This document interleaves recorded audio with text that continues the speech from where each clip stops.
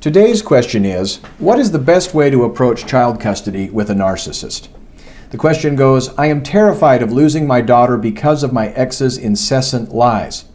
My answer is couched in my experience as a divorce and family lawyer.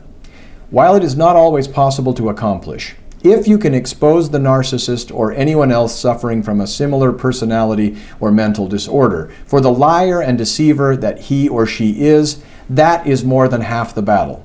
The narcissist, and others like him or her, cannot succeed without being credible, believable, as coming across as honest and trustworthy.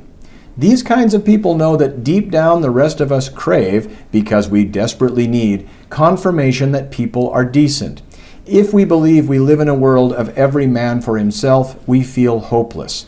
The liars, the cheats, the con men and con women exploit this. Consequently, those who are exposed as having betrayed our trust and or duped us are treated as some of society's worst pariahs. If you can show the court, not fool the court, not dupe the court, but truly show the court with verifiable evidence that the other parent is a congenital, scheming liar and deceiver, you've won. Unfortunately, exposing a liar and a cheat is extraordinarily difficult, especially in a child custody dispute.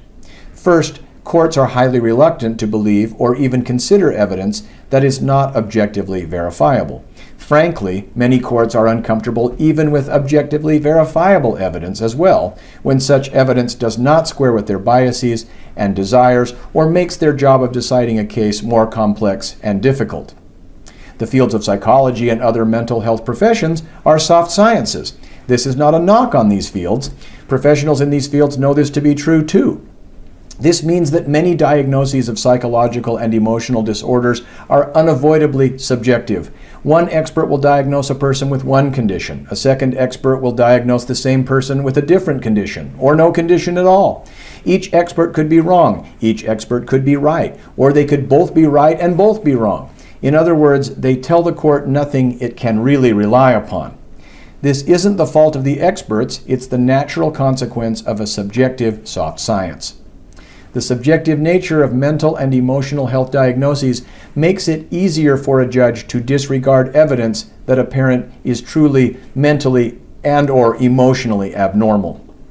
And in fairness, in cases where the evidence is contradictory or equivocal, one cannot blame a judge for concluding that there simply isn't a preponderance of evidence to support claims that a parent suffers from serious psychological and or emotional disorders. Second, psychologists and others who are qualified or deemed qualified to diagnose or otherwise identify mental and emotional disorders are not infallible. This is another reason why judges can be, and often are, justifiably skeptical of the opinions of experts in the field of mental and emotional health. Third, many people who suffer from certain mental or emotional disorders are anything but stupid. Some of them are even aware of the fact that they suffer from mental and or emotional disorders and know that if these disorders were exposed, that would likely weaken their legal case. These kinds of people can fake it. They can hold it together long enough to pass the tests and fool the evaluators into concluding that they appear perfectly normal, mentally and emotionally healthy, and even sometimes as paragons of good mental and emotional health. Fourth, many judges and courts are uncomfortable with the idea of protecting a child from psychological and emotional harm, not because they don't believe it's possible to be mentally or emotionally harmed.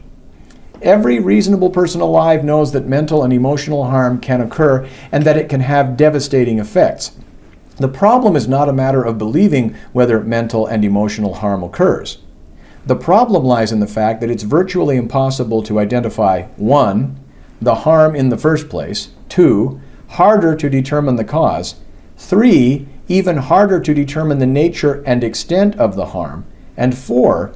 Beyond that, even harder for the judge, who is almost never an expert in the fields of mental and emotional health, to prescribe a salutary course of action in response to the harm, because no decent person wants to punish or be punished, A, for wrongs not committed, or B, for wrongs that someone else committed, or C, excessively punished. The 4 factors I've described are what shield parents who suffer from mental and/or emotional disorders that harm their children from getting their comeuppance in child custody cases. If you are going to expose the other parent as dishonest, incredible, and crooked, you have your work cut out for you. In many cases, no matter how hard you try, no matter how well you make your case, some parents who suffer from mental and emotional disorders will succeed at avoiding detection, at being exposed. They will not be held accountable, and they will continue to victimize you and your children. You can't blame yourself, so please don't blame yourself if and when this happens. Nor can you give up. Instead, you can and should take steps to mitigate the damage and to strengthen yourself and your children against future harm. Start with counseling or therapy for yourself from a competent professional, not a hack who indulges in anger and self-pity. Do not conspire with your counselor or therapist in a campaign of parental alienation against the other parent. Two wrongs do not make a right. Address and work to resolve your own problems before you try to address those of your children. Figuratively speaking, you must first put on your own oxygen mask before attempting to help your children with theirs.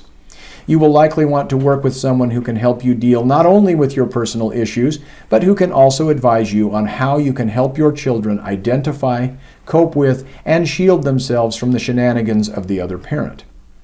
Be careful about trying to get your children into counseling or therapy. The court may require that you and your ex agree before the children can receive counseling or therapy. If the other parent is just going to use counseling or therapy as another tool of exploitation, it may do your children more harm than good.